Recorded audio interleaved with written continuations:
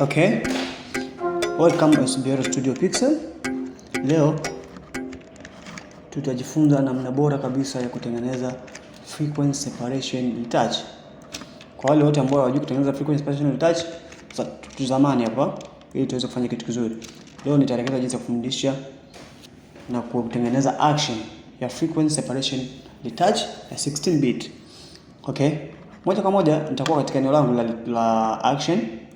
Ukija hapa kama action haipo, utakuja kwenye window and then utabonyeza action, utakuta katika uwanja. Sasa tunakwenda kutengeneza frequency separation action. Sawa? Utakuja katika sehemu yangu hii ya hichi box hapa, nitabonyeza and then nitasema SBR FS. SBR FS. Hili ni jina, watu wanaweza kuandika jina lako and then nitabonyeza okay and then nitakuja katika hii alama ya plus hapa. Nita plus create new action, nitafanya hapo and then nitafanya SBR FS and then nitafanya record. Hapa itaanza kurecord. Sasa bila kwamba hapo ndo tunaanza kutengeneza frequency separation retouch. Okay, nitakuja katika hii background yangu hapa, nitafanya control J twice, control J and then nitasema hii layer yangu ya chini nitaita color, layer yangu ya juu nitaita textures.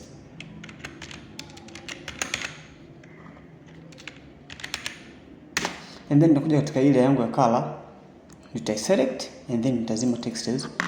Nitakuja sehemu ndiko filter, blur and then Gaussian blur. Labda naweza nikatumia hapo, utakuta kuna radius. Unaangalia na jina jinsi unavyotaka. Ukishusha hii radius mpaka mwisho hivi, utaona picha yako inakuwa haina blur. Sasa ili uweze kufanya smooth ambao unataka, utakuwa unapandisha hapa taratibu. Ukitazama picha yako, unataka picha yako iwe na smooth gani? Kwa hiyo nitapandisha either nitumie either 4. Nikafanya okay. Nitakuja katika layer yangu ya textures. Unaona picha hapa kama imeweka blur hivi. Usijali. Unakuja katika layer ya textures, unawasha. Kisha washa layer ya textures, kisha select. Utakuja image and then apply image. Hapa utakuta kuna merge, kuna RGB, kuna multiply. Kwa hiyo tutachange. Kwa sababu hii layer yetu ya color ndio ilikuwa ina blur, tutakuja katika merge, select color layer and then tutakuja katika hii multiply, select add. Scale yetu itakuwa ni 2, offset yetu itakuwa ni 0. Baada ya hapa tutakuja tutafanya invert. Tuona picha yetu iko hivi. Kwa hiyo tutabonyeza okay and then tutakuja katika ile ya texture, tutafanya control J. Tutakuja kwenye layer ya color, tutafanya control J. Baada ya hapo nitakuja katika ile yangu ya textures copy hii, nitabonyeza alt and then nita creepy mask, ambao tunaona kuna kimshale kinatokea hapo. Utabonyeza hapo, tunaona imeleta kimshale chini hivi. Utakuja kwenye hii copy layer, na pia utabonyeza alt, uta creepy mask hivi, tena imeleta kimshale hivi. Baada ya hapo utagusa layer ya juu na layer ya color ya chini and then uta control G kwa sababu kwa group. Baada ya hapo utaandika jina unalotaka, labda SBR FS.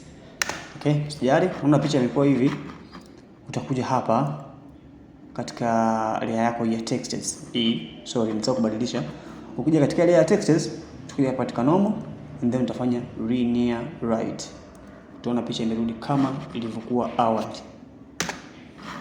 Baada ya hapo utaona tumetengeneza frequency separation action.